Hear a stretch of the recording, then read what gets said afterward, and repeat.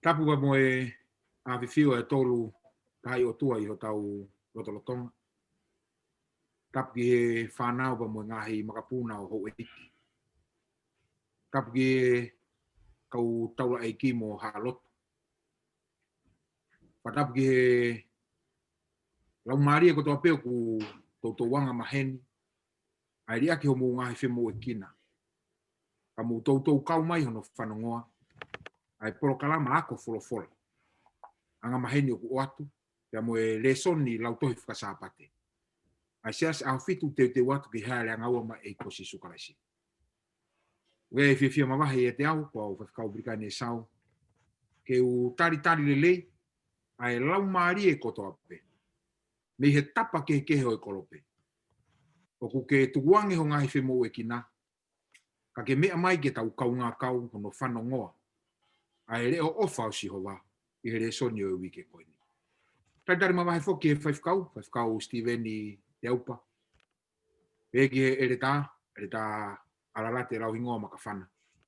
Pea mei Australia, hounga au pito ki he porogalamani, ai tukuange ho mo taimi. Ka mo fia kau mai, ke tau kau hono tāke kina, o e wahe. O re soni whā, pe o re soni whakasapa te wikeni. Ki mo ke tau hoko atu, o atu e whakawhi e whaifkau, whakamori mo au taki mua mai, I e loto.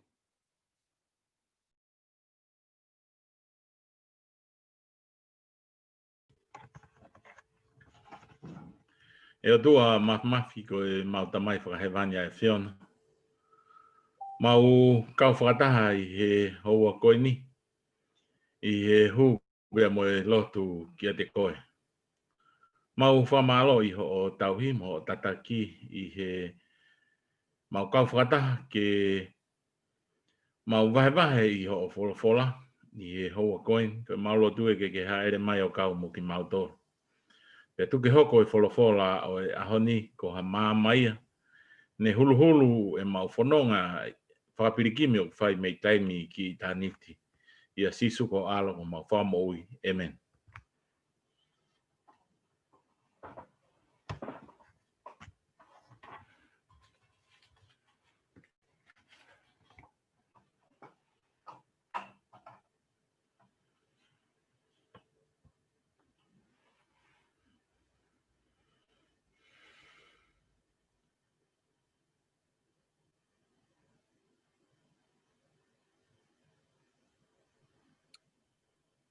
Malo pito. Pea koe tawa umain ke re soni whā. Koe kuata maari au pito ai re soni u whaya ke tā ke kina ki tau tolu. I he kuata koe ni tau talanofu ke tohi a Isaia. Pea kou lawe I pēne o si whai e talanoa mai me ngahi re soni ko tau situa me ai. O whai hono tā ke kina ki tau tolu he wike ko toa pēo tawa umai ke ahoni re soni hono whā. Koe ka wenga whoka re soni koe ni, o behe, koe whaunga whai ngā taa. Ta halfway. Ka ki muke tau lawe ke re soni o wike ni. Whaifkau, kau mai ere tā. Iai ha mea ku mo whi whakamamafa me iai ke re soni o wike ko osi. Ka pau ki ha tānaki to ka whakakau o ku mau inga maari e ka moua. Tau kamata me kau. Ta ki wahe mai e ka tau toki hoko ke re soni ko o wike ni. Malo pito whaikau. Pea ko le soni wiko si wai ki konga le soni wiko si ku mahu inga ia ai. Pea ko konga ko ni he taimi ko na e fasta nunu mai ai whaingata aki he tui. Ko ahasi ai tui o suta. Ai ha ai ua o isleri. Ko e taimi ko na e hoko mea e parapare mamu e whaingata a. Ai teu o hofi ki nau tolu e he pureanga Siria a ho nau whiri mei tua. Pea mo isleri ko ho nau whiri eni I loto pe ko ho nau whangatoko ua. Pea ko taimi ko na e hoko mea e parapare mamu e ngahi whaingata a. Na e whekumi e tuu ia ko ahasi ki he tui Asiria ki he tokoni. Ke nau malu ai ke whakahawhi ki nau tō. Kana kai ke he wheku mia ki he tui o ngahi tui ko si hova. Aia o ku pure ao niu I he mea ko toa pe. Ko tui o ku pehe anga e tau mo ui taimlahi hoko mea e whaingata amo e paropare ma. Tau wheku mi tātou ka ngahi ni hike ngahi kau ngā mea, ngahi kau ngā whanonga. Kau whia mau e ke tau raki whekumpe pe ki a si hova. Ko ia o ku ne mawhia, pia ne malawa ke whakahoko ai mea ko toa pe. Pia ne solo wa ho tau ngahi whaingata a I he whanonga anga e mama koe ni. Malo. Malo au pito whewhikau. Ai manatu pa moe, whakamanatu mai re sone wike kuosi. Ere tā? Malo pito whewhikau, o koripeki o whamaru atu e whatapu o si ono kamata ke tau pōkalama. Ono moni ulahi e ngahi mea maho inga mi he le sona tau wako he kuosi. Ka koe tō ki whamamawha I he wahe fitu vesi ua ki he hiwa.One mai whakaukau koe ni, ta tau e pe koe ha lahi ho paruparema. Pea mei langi o au ki mamani po koe ha hono lahi. Koe awhio koe asi hova ko ho paruparema, koe ki mea noa, ki mea refu peia. E tai ngona e whahoka tau kia ahasi koe ko kau tau ni asiria mo I whare miu nau. Poko isi liu nau hau ke tau ia. Tala mai na hange ho nau loto hafu a kau ko lulu I he awha. Tau sio pei tonga he tai ngua toa e whahe ua kau hano tupe I he matangi pia. Mofesi ate vaan ni pia, mataaki ate whakai ni. Tamai nai pehe ho nau loto ko ahasi mo kau suta. E na wiri fia mana wahe. Talangarewa si owa ke parofita. Tala ki ahasi, oa iri fia. Koe onki foi tau me kohu pe naia. Are sini pia mo peka. Koe onki foi tau me kohu pe kon wharea taha, ai pure anga silia mo isleri. O te mana wahe koe ki ai. Koe onki foi tui o tua naia. Moi lope me ako kohu ke laha me ako kohu koe na mo waf pe ufanga whatapu mo liko. Koe ke haafi ai ke lava mea ia. Ai koe mea ko maho inga ia ai. Avi ho tau paruparema ki a si hova. Koe taingo te tau whenga koe ke tau solo wape koe tau toru. Mone la e kananga. E tau laki movesi tau tori au te ke solo wape paruparema ai. Malo vai hiko. Marie au pito. Peke te au koe maka tuunga le rei ia ke hiki e resone o weekendi. He koe kamata koe tau tarano ke resone o weekendi. O kune whakaho ata mai re o ofa. Ka pati tau whatonga e tala te koe resone uni o mai ki tala noa. Poko ki tala noa Marie. Ai tu ai kau tamate a fio whakakau I pe fefe e puna ki tahine kui. Pe fefe e na ua uake ke whakahauwhi ki tahine kui me whakawaka ono whaa. Lolo tonga koe nau vei wa. Koe ke si oifu ki tahine ke tai na mui lalo. Ki e neti. Ke puke ia. Whanongo ki tahine ke reo e netamai. Puna.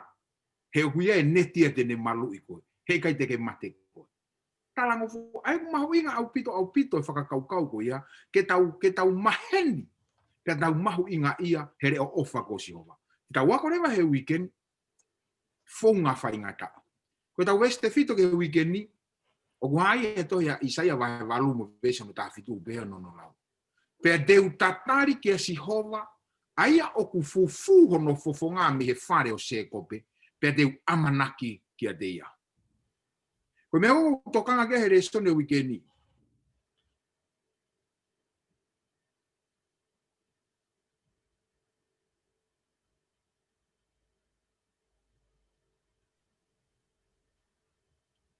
Tatari ke si hova.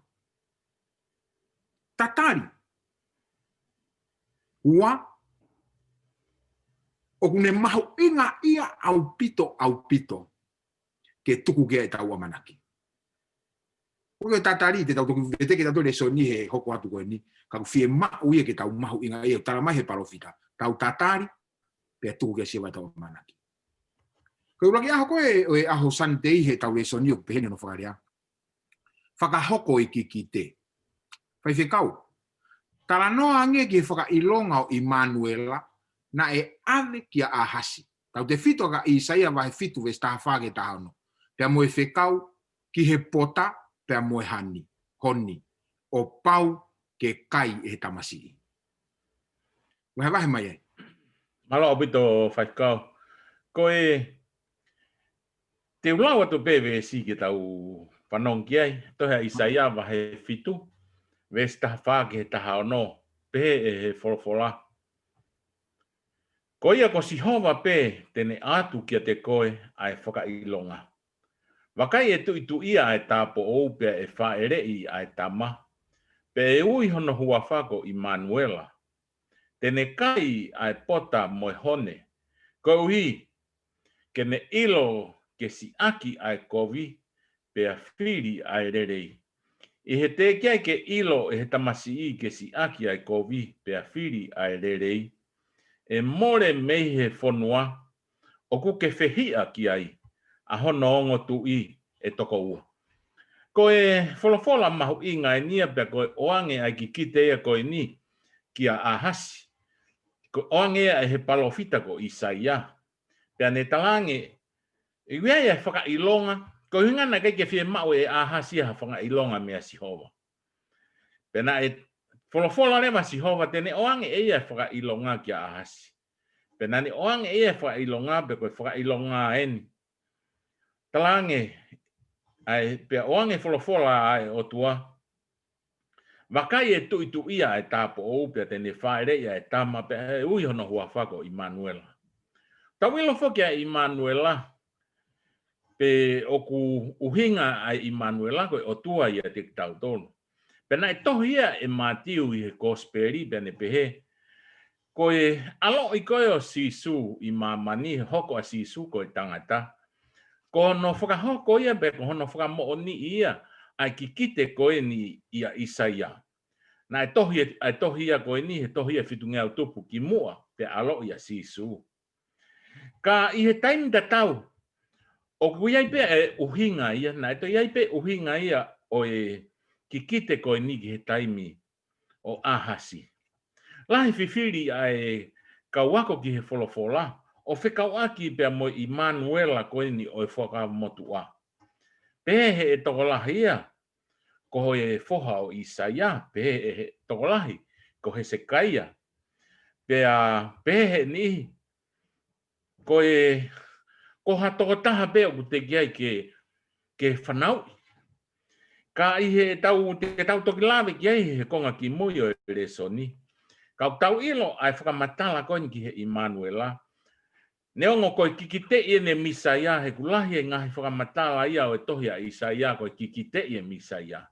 Kana e toi ai pe hono uhinga ona ki he taimi o ahasi koe tui o Isleri. I he tau whitungeau tolufaa ki mua ia kalaisi. Pea o tau ilo ki tau tolu tala mai me he wholofola. E whanau i ai tama koe ni pea. Te keike ilo e he tama ia koe ni. Ai lerei pe whiri me he lerei.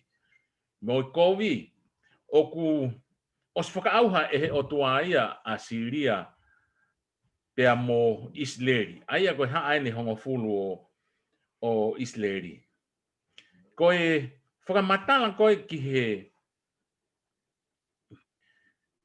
he pota pea mo hone. Koe mea kai e nia na e kai. I he kakai kou na whanonga holo he toa wha. Hiki holo. Pea koe uhi o ku mahino e o tua ia e hau ai honau ngahi whiri peka hau a Asiria ia o ave e nau ngowe peka haasi e nau mea kai. Te nau whoki rewa ki he mea kai koe ni koe pota mo hone. Aia koe pota ko ha mea kai ngahi me hua kau. Me hange e nai ha i o ke ti pe koe i he tausio he aho ni pea mo hone. Pea koe neongo koe mea kai e nia kai hange ha kai ha ka kai koe masiwa ka whakaha e he wholofola ia e mo ui pe ai i Manuela koe ni ko whakaha i he whakamotua pea mo e kakai o suta. Pea Maria lahi whewhekau. Maria, kātaki whewhekau. Maria lahi whakakaukau ko mahu inga ia hono o mai ko ia. He neongo ko kāsia e mo ui he hange e ikuna nau toru e he whiri. O ku kei tauhia pe nau toru e Sihova. Neongo ko e hani mo e pota. Maria upito. Maria upito. Hoko e whewhekau. Koe ia pea, whakamahino pe he o tua ia, neongo koe ai, hoko mai ai paropare ma, pea.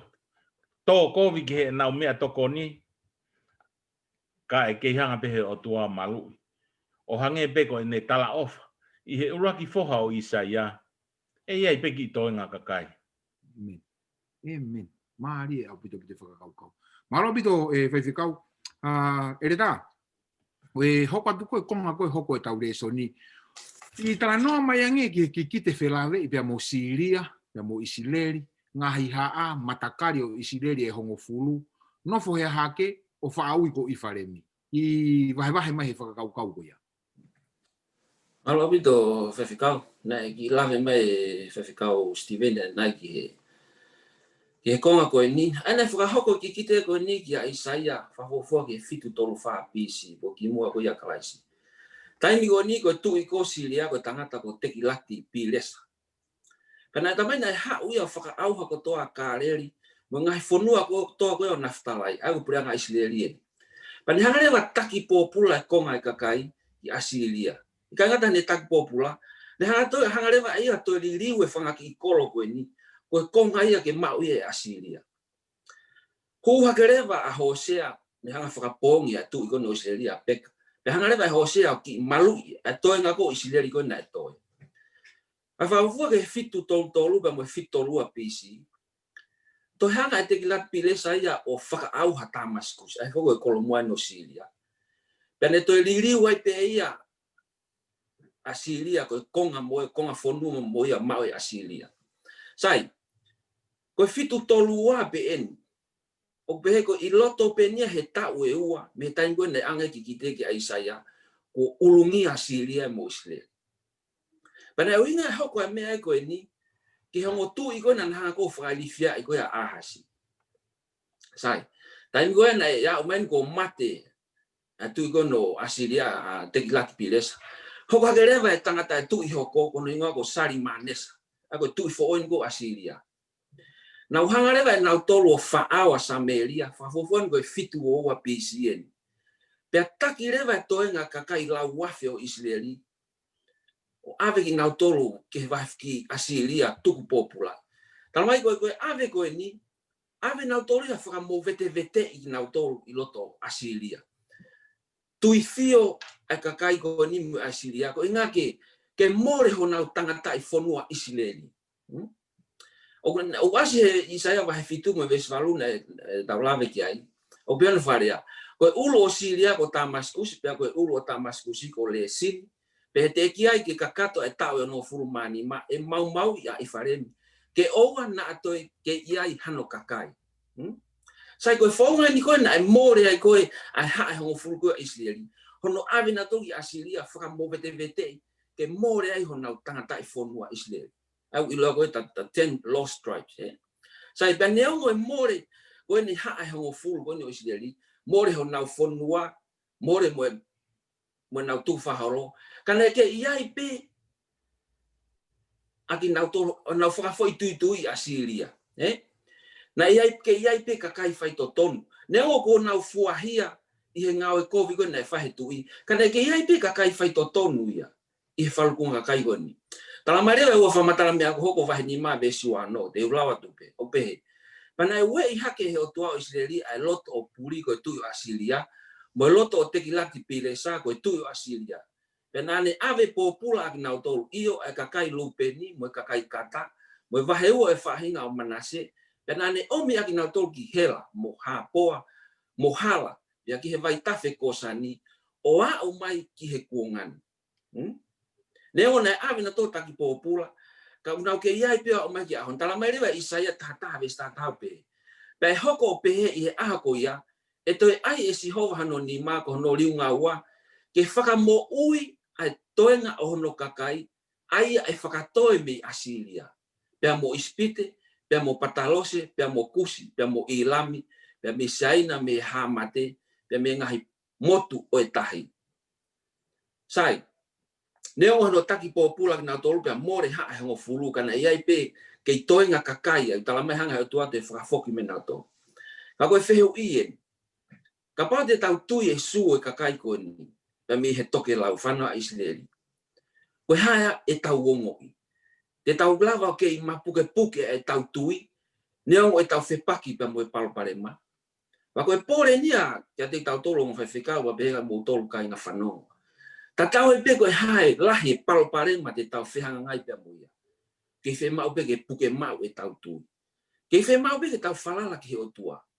Whaosaka uraki pita wa he, uraki ve staha tolu ki he wanima, une tala mai, ke tau mo uianga whaka o tua.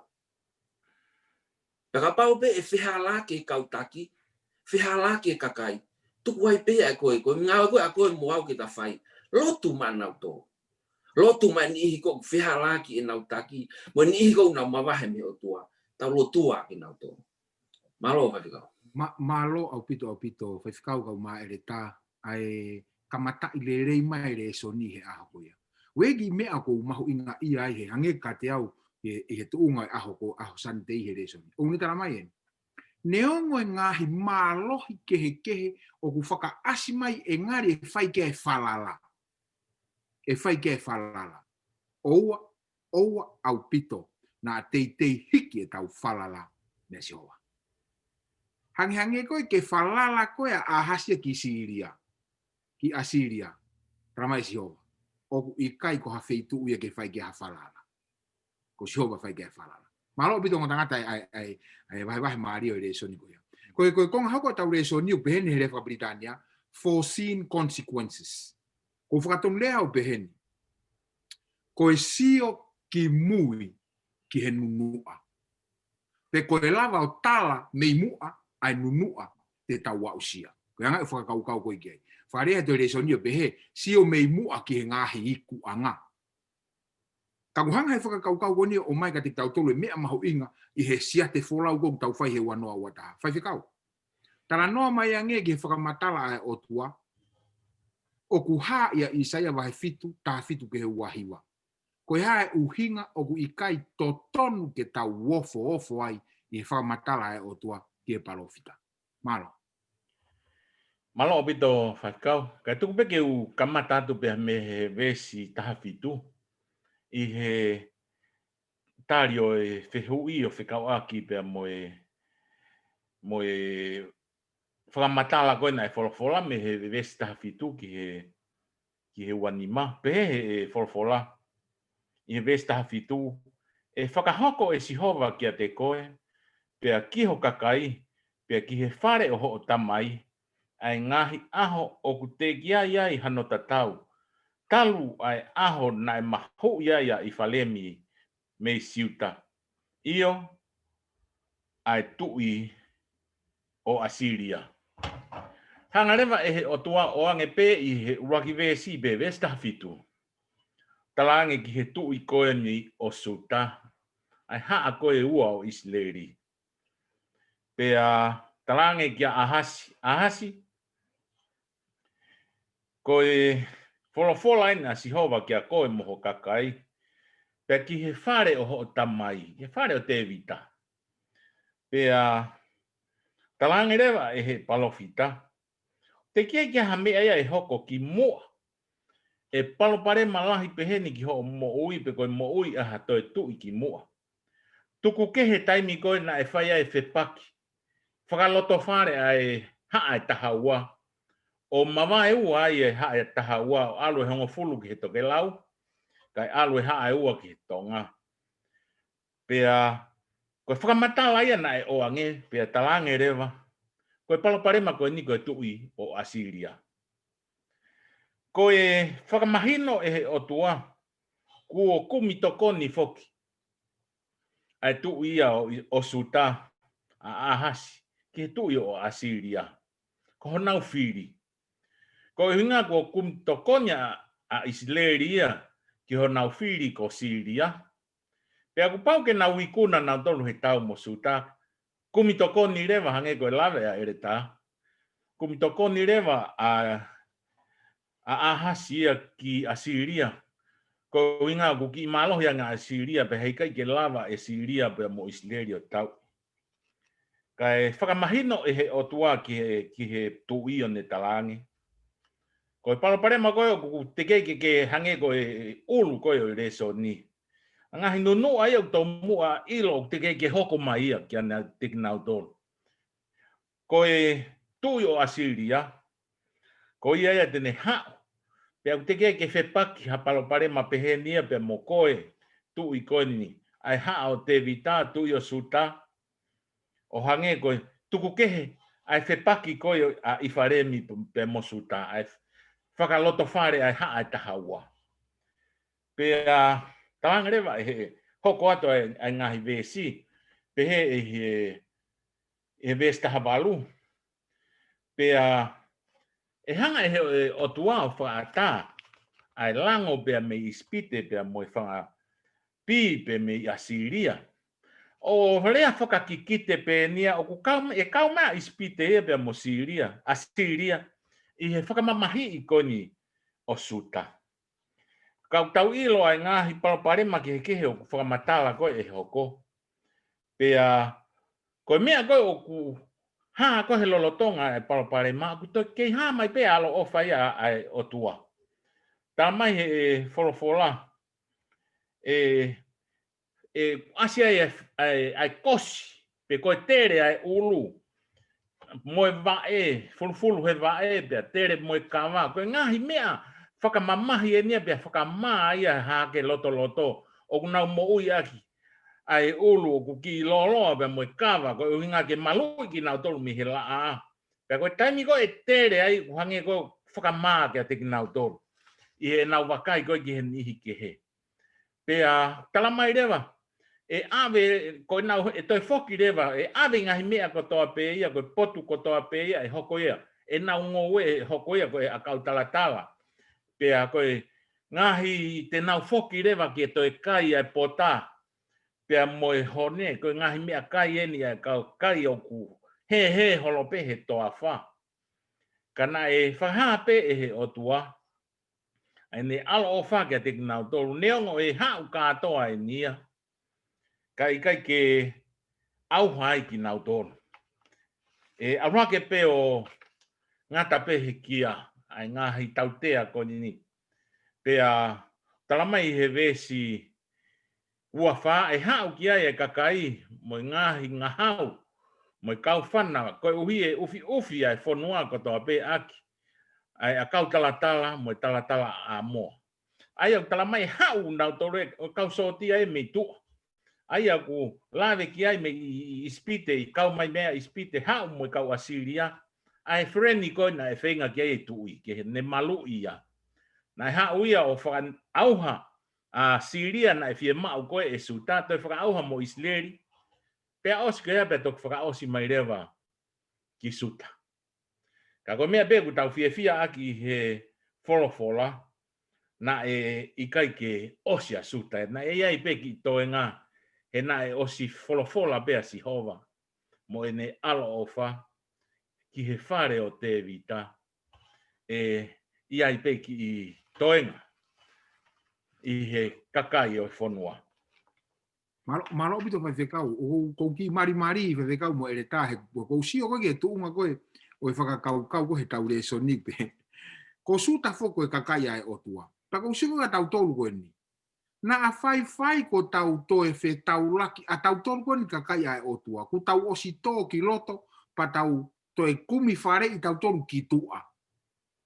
Hanga te au ki mamahi ange ai whai ngata aku tau whe tau laki mo ia.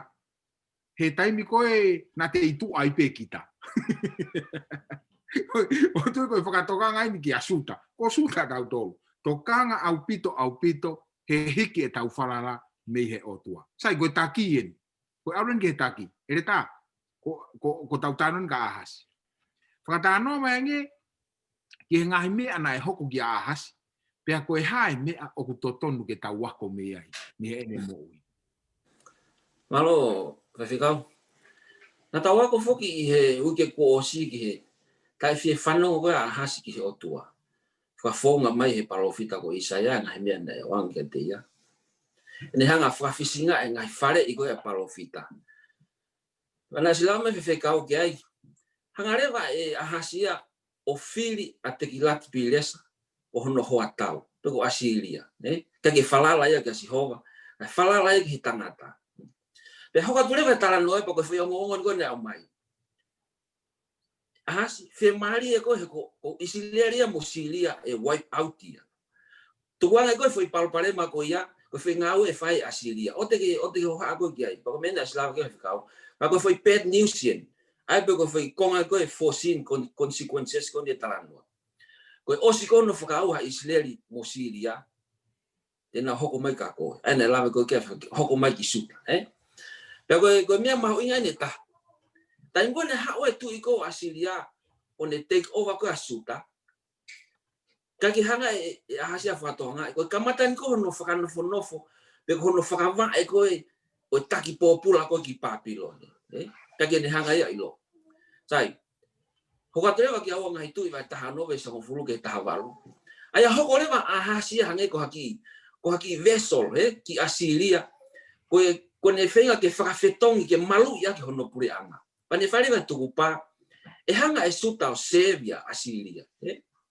sai hili ko hona tarno ke ane nangi hono ikuna ko asilia wa tamaskusi fakau le va tekilaki ahas te alu fitaulaki pe mo tekilaki watau tangu na fononga to ai ko ahasi ala tu yo sio he fu esfei lau ko fu me ani fai fi lau ko ki o tua tamapua hanga ia faita e foi la imape ko fu esfei lau ko ni o seni ki suta ki taula ai ko ni ngako ulisa kene hanga langa aki hafu esfi lau pehe isuta bako ko ne hingan ko ne talangin asilia ko fahaien e popo ki ak motoru te maulanga hafu esfi lau pehe ni isuta ke maulotu ki otua ko mo muimu ki ai talmai na ha ureva fok mai leva ahasi o fai fe lau o lotu ke fotu atampua instead of Jehovah que te fe lau ke otua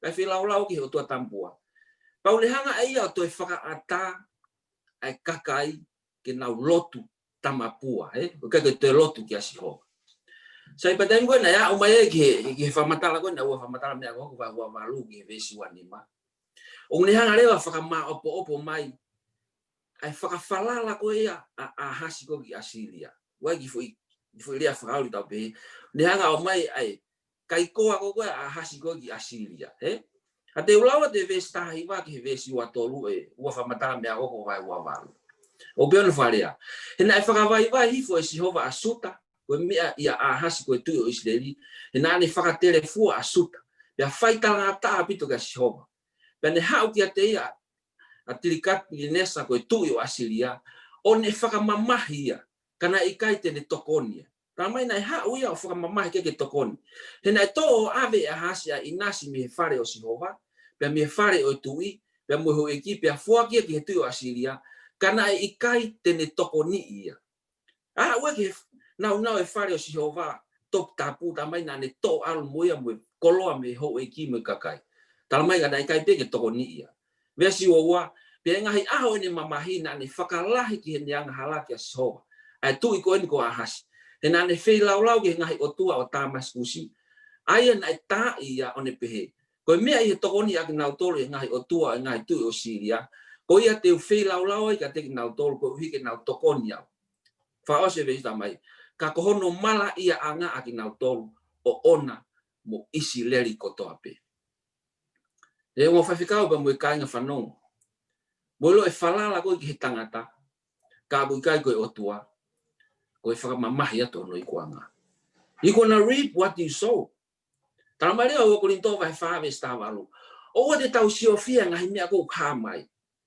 ka ngai me ko kai hamai he ko ngai me ko hamai o snofua ka ko ngai me tai hamai ko ngai me ya tanga ilo e poto te volo e mo fili hono ta vari me ngai me mamani ko ni ke ni hanga to aki e tau tokanga ka fa manat me apostolo tau to ko ngai me ai fa tau ki mate tanga ka tau tokanga ke ngai me tai hamai ko me e te tau wiku ai ki mo itanga malo bito ele ta ko to e mari pe e ku mahu inga bito ko ngo e ngo ki lave ai mana tu fo ko tau fatongia ko ta ki kina ko ahas ko ta ki kina ia ko tu ia ko me ko mahu inga ia he aho ko ni he tala mai na e fai e hasia no tataki ko ni ko ai ka hono kakai ene to onga mo uianga hala tala mai lewa Jehova ia Na i kai ke whakamamahi pe ki he taki toko tahape. Na te whakamamahi ka hai. Na te whakamamahi ki sileri. E kauta ke kina. Ai kono mo ni e perikani e sau. E fine te haupa e lau ingoa makawhana. E tau take kina koe ai kakai o ku whai koe i he tau tauhi koe kia si hoa. Na a whai ange o ku ikai ke whakamamahi pe ka tau tolu. Kai whakamamahi ke kakai u tau take kina. Marila hea pito e o mai e tau reso ni. Koe tau hukatu e tau reso ni une o ku ngene mau inga. Mahalo ko tau tolu kato ni o tau silo tero e ngahi uhinga ho tau hingoa. Pea koe mea koe hingoa o ku iei po poaki o kumai mea. Pewhikau. Tana noa mai ange ke hingoa i foha whikaua ko i Isaia. Pea mohono uhinga.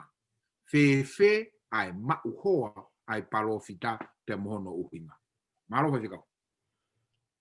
Malo pito whaikau e whehui pia koe mea mahui ngā ente ulaua tu pe ki ho whehui ai tohea Isaia wa he walu vesi uloaki pia moe ua.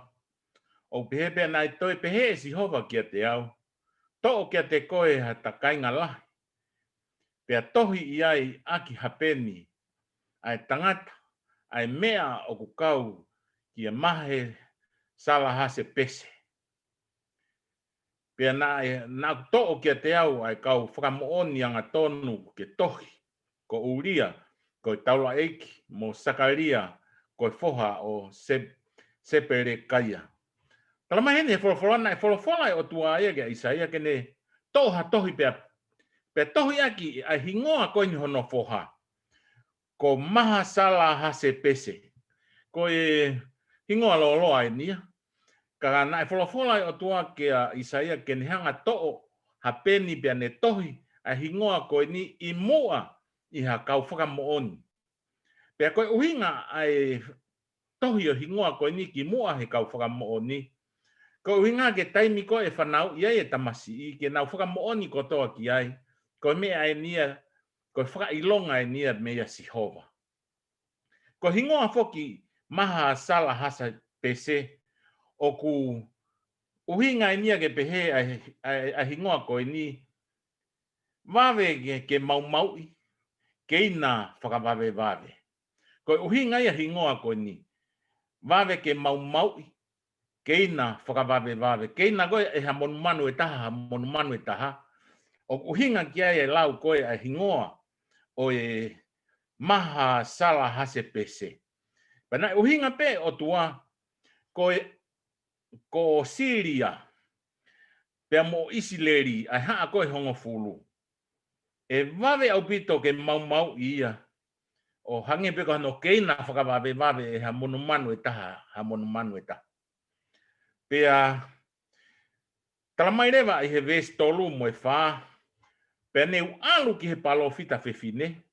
Pea na e tu ia pea whanau i ai tama. Pea na e toki pehe e sihova kia te au. Ui hono hingoa ko maha sala hase pese. Ko uhi i he kei ware ai tamasi i ke rea ko e kutamai. Mo e kufae e ave i he ao o e tui o Asiria.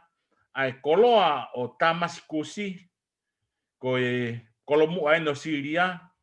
Pea mo vete taua o Samaria. Ko e kolomu ai no Isleri.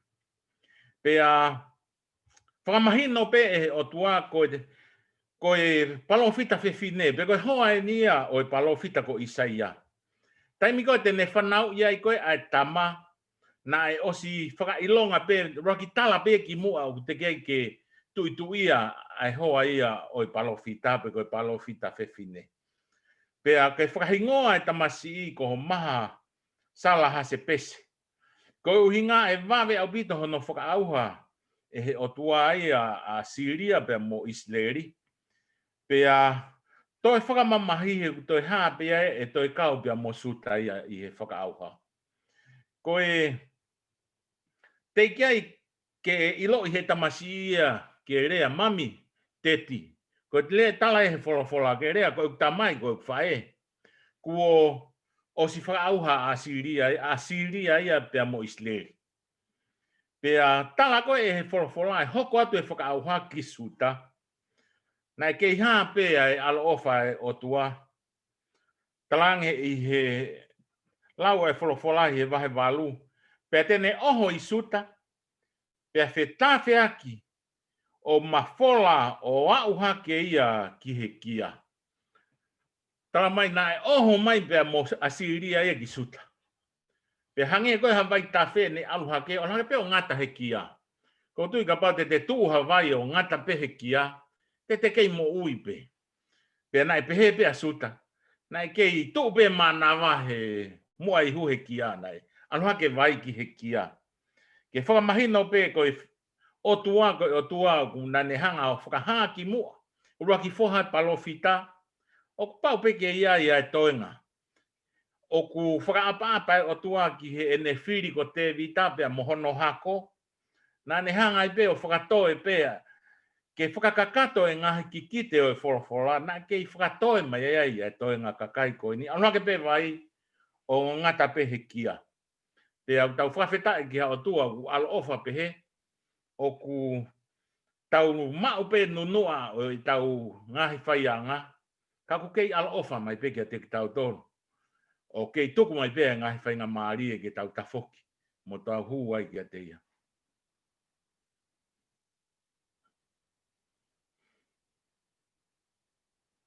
Kei lahi pe ke resi. Kei o mai pe e ki e ke resi.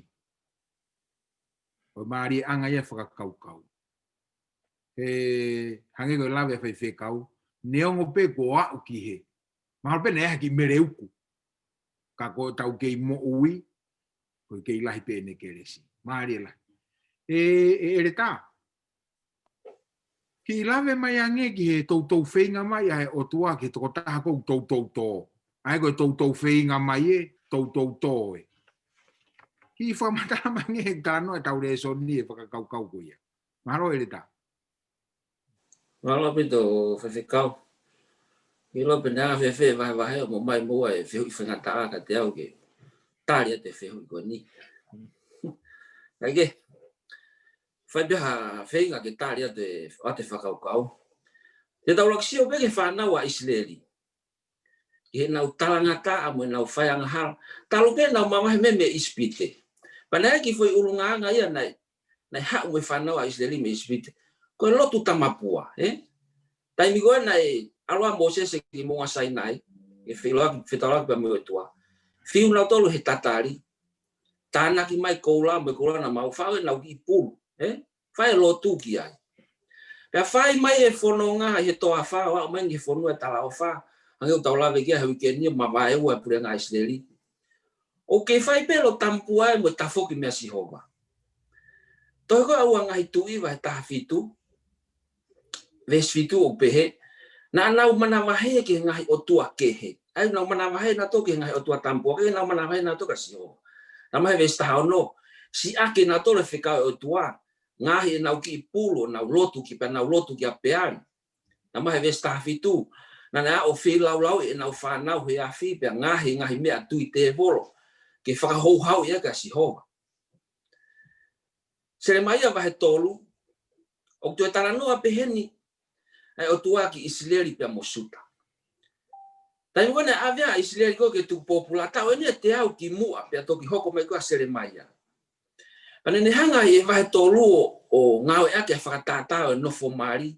Ki he waha ko ia o tua pe mono kakai va pe mo Israeli va pe mo suta pono ai me ko ki ahoni va mo siasi pe ko va ko pe mo ani hanga le va uia Israeli ko no wifi ai ko wifi tai fai totonu lotu tamapua pani hanga le va uia lotu ai tori po lotu tamapua o fa fetonga ke foi ria ko fa ko fi awaki ai ko idolatry liliwa ko idolatry ikai ke hanga no wifi o tau he fuakawa sai ne hanga reva ave tohi maamai po tohi vete ki Israeli ko me he ne fai hala mo ne tai fai totonu pero mai fai hala ko Israeli toi mui ata pe mo suta ia o kaka tatau e pe mo Israeli tanga reva Sihova ko ke fai anga hala kaka pau te ke tafoki mai te u ke tari pe ko he ko hoku wifi ko de ulao de vesta hawa sere mai wa tolu pe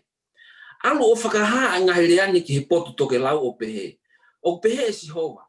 Ta foki mai a koe ko isi leri whakahalo mui. Pea te whakahawhi e ko hau mea te ki moutoru. He pehe si hoa. O kou alo ofa pe i kai te whakatolonga o taengata hoku hou hau. Wow. O tua ofa moi. Whakatangata ke nofo mari koe algo hoa whia waki u whanga whakatapu. Talma isi hova.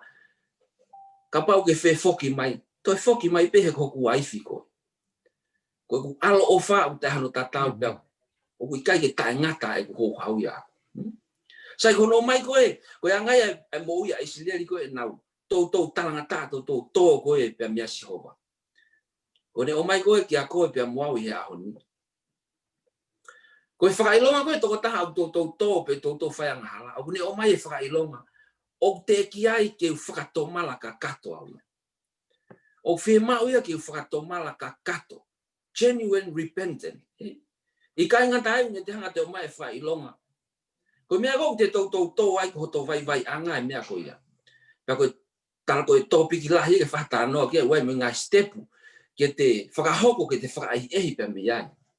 Ka kou mari ia e ongo whewhikau pe heke wako le skau whanong. I he tau vesa loto koe he uraki sāpate koe lesoni uraki koe ni. Tama isaia wai uraki vesta hawaru. Mo hau ke tau warea whakata. Ta tau ai pepe e lanu whewheho mo wanghala. Pe koe hae lahi ho angahala. Tama isi hoa. Ha!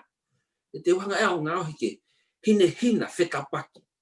Ta tau e pepe. Tama ere wai loma wahe fitu vesi wa whaame wani maa. O ia we ko au koe tangata mala ia.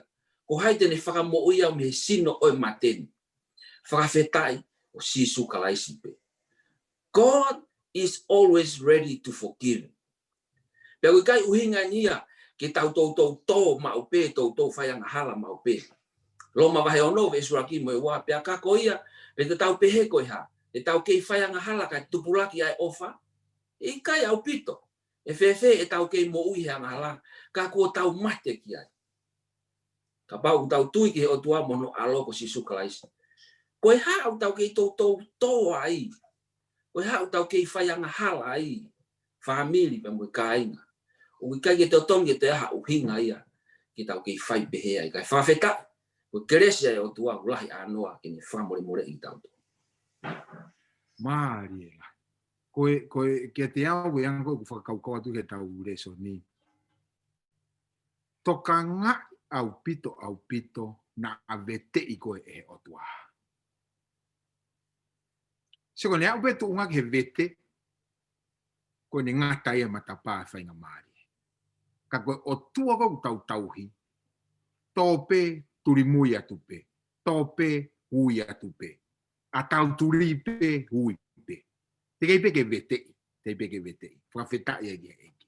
Maria pito o whawhikau, maro e reta ai ngahi tānaki mahu inga mo e wahe mahu inga o e tau reso ni. Apure lulu. Nothing to fear when we fear God. O kui kai ha mea ke tau mana wahe ki ai, he taimi o tau mana wahe ai ki he otua. Whawhikau. Tara noa mai ange ki he whakakaukau ko eni ke tau mana wahe ki he otua. Ko malo bito whakau. Koe vesi whako ko tuku ke whaikia e talanoa koe ni. O ku hae Isaia wahe walu vesta haua pia mo taha tolu. Oa na mo pehe koe tau kia te mo tolu ko toa pe. O pehe kia e kakain. Koe tau pia oa e mana wahe ki he e nau whaka mana wahe. Pia oa na mo wilifia. Mo whakatapui pea si hova o ngahi kau tau. Pea tuku ke hoko ia ko ho mo mana wahe anga. Pea mo wilifia ia te ia. Ko te uhanga he parofita e Isaia o mai henia. A poa ki mahu inga ki a te tau tolu.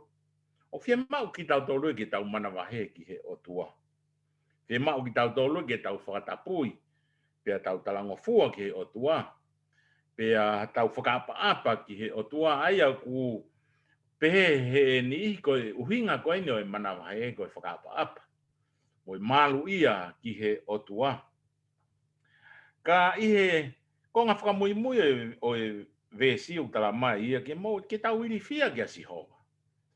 Pea ko uhinga fo ke nia na hanga e he palofitao ilo ai kakai ko o suta. Na na mana wahe ki na toko na ngahi fili. Na ke na mana wahe na toko ke si hova mo tui, pe mo lotu ke si hova. Ko na muy pe ke tu i ko ahasi. Ka finangalo o tua ke te tau ke tau mana wahe kia te ia mana wahe ke si hova. Tau wilifia ki ai. Pea uhinga e nia ke tau whakaapa mo tau malu ia ki he o tua. Pea i he tenta tau, pea whia mau ia ke tau wilifia i he whai e ngahi mea goku kovi. Ngahi mea goku i kai ke finangalo ke ia si hova. Tau wilifia hono whai. Koe tau mana wahe ia ki he o tua. Ke tau wilifia. I he whai e rangahala, mau i a ene whono. Tau wilifia i he whai e ngahi kovi. O kui kai ke finangalo e o tua ke tau whai. Pea o talama ia ke tau mana wahe ai ki a si hova.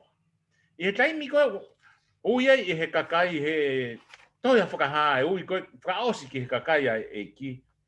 Na ui e sione i he ono whakahae ia i he ai visone ki ai e si su. O ne pehe mana wahe ki he o tua pe o atu ai whakamalo ki a te iau. Whi mau, ai mana wahe ia te ki tau tolu. Ke tau malu ia, tau whakaapa-apa. Pea tau mana wahe, kapate tau mana wahe ki a si hova, te tau mana wahe whai kovi, whai ngahi mea o whepaki, pea moe urunganga o e otua. Pea au talamai he toi koe a matiu wahe ua ve stol fitu. Whekau akilahi pe, ai mana wahe o me malu ia ki a si hova, ke tau ofa ki a si hova ako tau loto, mo tau lau maari e kotoa pe. Malo whekau? Malo o pute mawhikau. Ai kono whakatonrea whakatonga pe uwe mai. Whamea talango fua ge o tua. Ue talanga taa. Ere tā. Koe hārea vai uni mea o mana wahe a mamani ko eni ki ai. Ka au totonu ke ua whaiha mana wahe ki ai e karistiane ia. Te koe hāre ngahi mea o i kai ke tau mana wahe tau toru ki ai. Ka au totonu ke tau mana wahe ki ai kau karistiane. Wahe mai whakakau ia. Alo, whakakau. O no moro pe foki ki he tangata ia ki mana wahe pe ilifia. Ko tau natula whakai tangata pe tau to. Pe whanga rewa he ilifia pu e mana wahe. O motivate kita ki te whai hariliu ki hoto urunga ngā pe koe. Hoto ātakai. Pe au pe ki he te mo ui. What you fear, koe whakaita, what you fear determines what you worship. Sai. O kulahi rewa ngahi mea au tau ilifia pe tau mana wahe kia. Wai ni ia una ulifia he mate. Wai ni ia una ulifia he no whatokotaha. Ulifia te evolo whainga ni. Wai ni ia una ulifia ho nau ngahi pure ngā we. Pa wai ni ia ulifia na to nau ngahi hoa. Ia ni ia ulifia he. Ia ni ia ulifia he mahaki pe koe puke. Pea o whemau te tahanga koe mene lawa ke whewhika o ke tahanga whakawhai ke hei. Ai ilifia mo mana wahe pe koe apasia koe whakauka whika uruaki o mai mele whatata wahe uruaki ve sfitu pehe koe mana wahe ki a Sihova koe kamataanga ia o ilo ka whehia e ware ki he poto mo yako naki sai talamai koe mana wahe ki a Sihova koe kamataanga e poto ko mamani o kuna whakauka pe koe poto koe mea pia anau to o koe ke nau mana wahe na to ki a Sihova ko koe pe mau karistiane io o ta ilo ko ta mana wahe ka Sihova ko kamataanga ia poto. Whakauka hono ua. Ko mana wahe ki o tua o ikai lifia ki he mate. Ka o mana wahe na ikai maua o tua. Mati o homo fulu ve siwa valu ne mai whakauka ni. Pea oa na mana wahe ka te nau tol o tamate i asino. Ka o ikai wha tamate e lau marie. Ka mana wahe mua ki a te ia. O ku mawhai ke whakaauha e lau marie pa mo sino. Ko ni tuunga totonu koe Eukaristiane o koe ki totonu ki tau mana wahe ta tau ki he mate. Ko hano hinga he kutawako o ikai koe ngataanga ia mo ui. O mana wahe a maamania ki he mate mo kakai tai Eukaristiane he una whakawau koe mate epe koe osi ia. Ka koe mene umai koe he mati wawalu koe mene koe maho inga. Ke tau mana wahe tau ilifia na ware ku motu e tau fetu utaki po ke tau relationship koe mo otua. Po koe whakawau hano wa. Ke tau mana wahe na ware ku more ho tau huhui. pena more ho tau whakamoa. Whawa no tolu, koe ofa koe ai o tua o kui kai i ai hailifia. O mai am he reaksione mai whawe stavaru pe. O kui kai ha mana wahe i he ofa, ka teke i atu ai mana wahe he ofa hao haoa. He kui he mana wahe ai mamahi.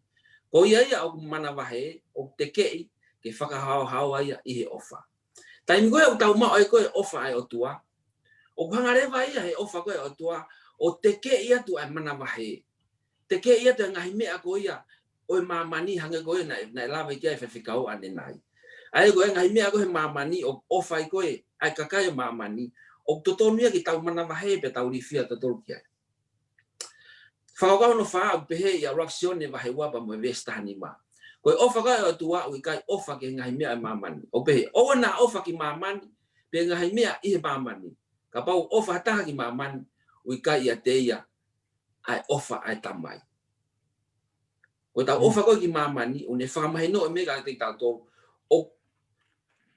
O tau whakamomua tatore ngahi mea o toi mahu inga ngia i he tau mana wahe mo tau apasia koe ki o tua. Tala mai rewa same ua tolu pa mo e vese ono whaake whakaosia. Iyo, ne omo e ewe ewa i he tere ai marumalo e mate. E i kai te mana wahe ki hakou, he kuke ia te au ko ho waa kau mo toko toko, o kuna whakawhia maari ia.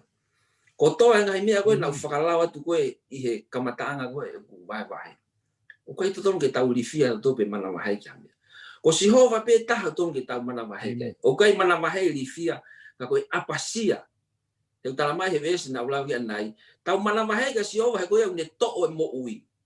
Ka koe au ni hanga awe tau tonu ki he mate e tae ngata. Koe mea ke tau mana wahe. Koe whangi mea tau rifia ka he mo ui ko ni. E ngata pia hen. Na tau mana wahe ka si hova. Malo hai kau. Amen. Amen. Malo au pito pito. Kai te utue tānaki. Malo au pito pito. Maari e whakakau kau. Ono whakahau ata mai ai aho pule lulu. Koe aho whakao sene tau reisoni. Ka koe whakakau kau aho whakao siu tara mai. Whakapo uri o e mo ui mate ta e hounga ia. Kai whikau. Tau alo e bēn mo tau whakamao popo. I whakamao popo mai ange whakakau kau hure ko te palo fitaia i saia wahe walu vestaha no ke uoua. Malo whaikau. Koe mea mahu i ngai ni ke tau wakai ki ai omi i he tau le soni bea mo i palo fita. Ai ngahi whakamatala koe o tala noa pe ki isleri pe ko suta. Tala noa ki he ngahi whakailonga na e whoaki ange e sihova ki a teia. Whakafou mai i he ene whanau. Pea tala mai rea he vesi taha hiwa, pea o ka nau ka pehe mai ki a teki mautoru. Kumi ki a teki mautoru o kuiaia e ngahi lau maari e kovi, pea ki he ngahi ki kite o ku mapu mo whe muhu muhui. I kai o ku totonu ke kumi e he kakai ki ho nau o tua, o ku totonu koa e nau si aki ai mo ui kai kumi ki he mate. Koe whamatala nia ki he tuunga na iai koe asuta. Tuunga na iai ai tui koe ngo ahasi. Na e lotu ki he ngahi tamapuana e lawe kia e ere tā. Na ne whei lau ia e ne whanau ki he tamapua. Na anau whai kovi i he ao o tua. Pea ne hangai.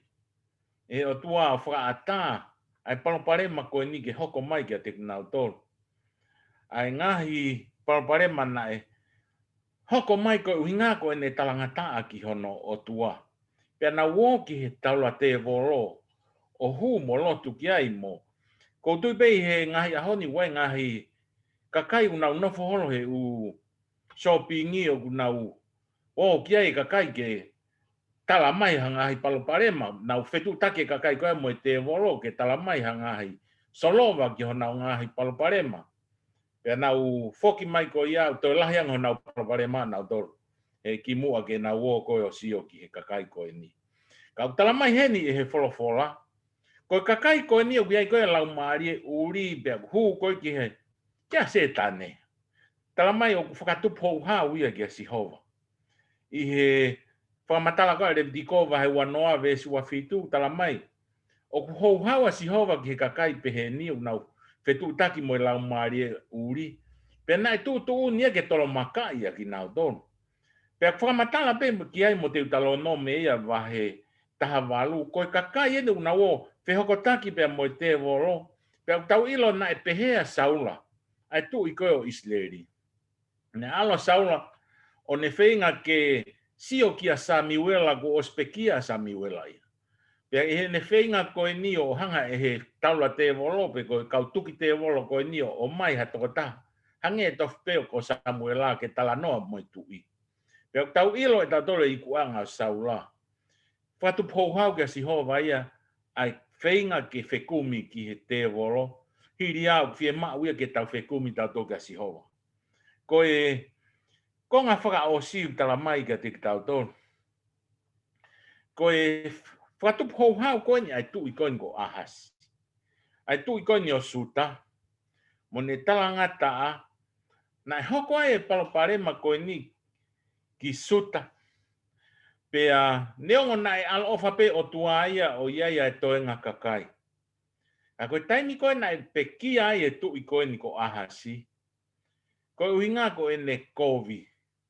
Mo e i kai ke whakaongongo ki a sihova. Nai kai ke fie aonga, nai kai ke ave ai tu ia koe ni o tanu, whakataha. Pea mo te vita, mo haa tu i koe o isleri, nai ave o tanu ia ha feitu ke. Kai ke maa fe unga ia ke ofi ki he haa tu i o isleri. Pea fie maa pe ki a te tau toru e ke tau tuku e tau whalala, i he tu i pe ko sihova. Whalala ki he ene wholofola kua tohi, koe maa mai ke tataki ki tau toru he whanonga o tau whai. I he mama koe ni. Pea ka pau ku tau ke i whengau e aki mo e whiri o tau whe hoko taki pea moanga kakai o ku nau whetu taki pea mo e lau mare uri pea mo e te voro. Talama he wholofola si aki. Ai lau mare uri pea mo e whehoko taki mo e kakai o nau whehoko taki mo e lau mare uri pea mo se tane. Ka tau whiri taha pe ki a sihova. Tau whalala taha pe ki a sihova. Pea koia ai tui o totonu ke tau tuku ai e tau whalala i taimi ko tau ape. Malo o pito whaifikau. E whakamama maarie, mahuinga. O e whakakaukau. Ko he koe ake ngā fo ouia he taimine viviri koe ai tangata ke ilo ki he hoko pe koe huunga ene whanonga o wau ene viviri anai ke he tuki te wolo. Ere tā, hoko atu o whakamatalai. Mea nu o tokanga maho inge ere tā. Hoko atu o whakamatalai i he whenga o e whiu taku mo te wolo. Ka ke ki i whamamafa mai ange he whounga. E malawa ke taure ohi ai ho tau ngahi api me whahinga whakakaukau koe ni. No wharea taha, e whewhe e ta whainga ke malu e ta whanau me whahinga au sia o e whakakaukau koe. Malo pito o whewhikau. Ate, neo silawa i mai e whewhikau ki he konga ko ia he toi koa ura whamatala mea koko. Ka koe whepalparema koe nai whihia saula, mea tatau pe nai hoko ki a ahas. He nai te uha ufuka Filistia ki tau ia Isleri. Pena ne whakawhehu ia e saula ke Sihova. Pakaki hanga e Sihova o mahatari. Ko mea rea whai nai aureo te kumi ki he kau whakaloa kau me kau whakate wolo. Kana ne siangia turi nang tō. Ko ne kai tuka ke tari mai Sihova. Toi whoka saula ui mai kau taula te wolo po kau whakaloa kau. Sai, koe paloparema ko e ni. Ko hinga e tau whihi ai. Ko kai ke tau tui mo oni ki he otua. Wai tai milahi ku. Ora peu more hatau ki koloa pe ko. Wa whainga mea mahinga ta peu more ko. Te whawhanano ko ula ki pe. Masi. Ko ilo hatau whai pere ke. Pere e ki koloa ko ni ku more. Aku more rewa koloa tala ka Sihova. Kai pia lotu ya te toko tahu almu ya ki si mo uia tuai na aonga ki ai. Ai o hange pe ko saula ko mo ahasi. Ko ne kai pe ke tari ko Sihova. Kumi na tol ke tuite holo. Ko e whema ke pe tau whema uia. Ke tau mata tore tui mo oni ka Sihova. Paku alo e kua ngania ke toi whalalah yang e tui te volo ia. I he tui koe ki he otua. Vai whainga nino masi ko mo ane po sio ka mea tu mai o si ta mai mo fe. Ta mai tanga tambalanga vai va ve sinima. O kai ke ilo he ka o ilo he ka kai mo ite na mate ka o kai si ilo ha mea he mate. E kai te na mau ha to tong he ko ngalo a na fa manatu. Ko tai milahi ko mea ko hoko ko e he tau mo ui. Ko tau atamai pe o tau pure. Ko mea pe ko tau whakau kau ki ai. Ko mea ko tau lawa sio pe tau mamatu. Ata mai pe ni hanga pure ka koe fonga ni koe ke le o ya ho tau ngahi api pe mihe mi an ruaki ha ko to hitapu ke to lahia pe mo ui fa lot Amen. te ko me pe ho ko ke mo ui fa lot tu mo ke ya ko to hitapu ko to pe pa ma ki me ko tau afia tu ki ai O ia we. kasi si o fai va te volo mo ngai fai va pe e wa be ni hu na wa fe to pe ko mo on ka ko fu me pe o fa o pe me Hollywood ako te tapu pe mo i falo te go mea ki ta wa fe mo ta ngai family ki fe na fakau kau ko malo ve go Mariela. Whaka kaukau Marie ku mai he resoni ke vete ake a resoni hono wha. Koe atu ngai e tau hohori mo e tau whiwhiri mo e tau whakaamu koe ke au ki ai ku tau kumi tatoru he ngai malohinga ke. Ka koe malohinga totonu he tau wako ko he wikeni tau nofo pe ke sihova. O ku pauange pe sihova, maluange pe sihova. Ko ene tauhi o ku pau ko ene siate folau o ku kaito e veiveua. Whaifikau, au mai reta, mo tak miniti taha mai ka pau ku ia mea mo whiwhaka po o pake tau resone a honi, tak miniti taha mai, o siko ia pe a whai e be lau hingoa, ai tau lau tuku.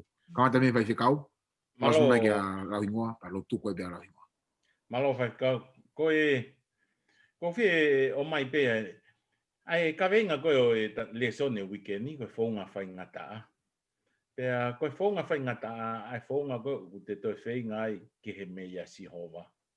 Pea mo ene fora. Ko whie lawa te vesi koe ni ki whaka osi aki. Pea koe vesi ilo ai nia. Toa Isaia wahe walu vesi wanoa. Tamai ke tau kumi ki he whono pea ki he whakamo'o ni.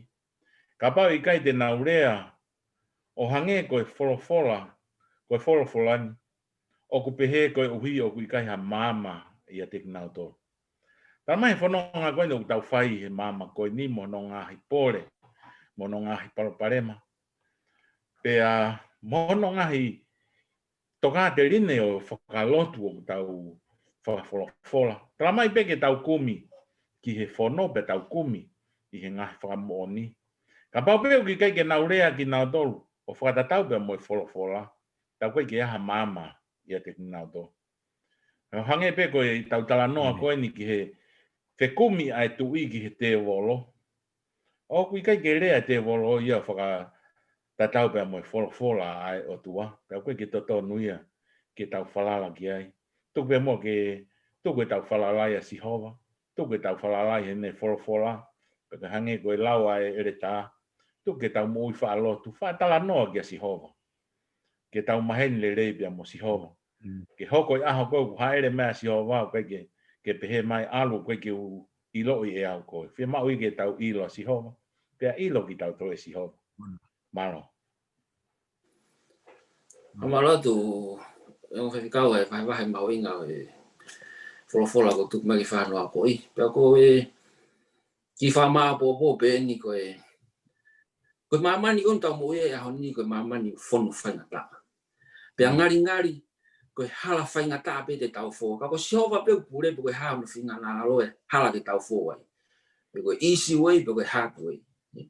Ka ope na ha taimi ko tau whalala ai ha mea ke tau whalala ki ai o laka ngeia ke tau whalala ki a sihova. Mana tu i mau pe a sihova ko tau Immanuel.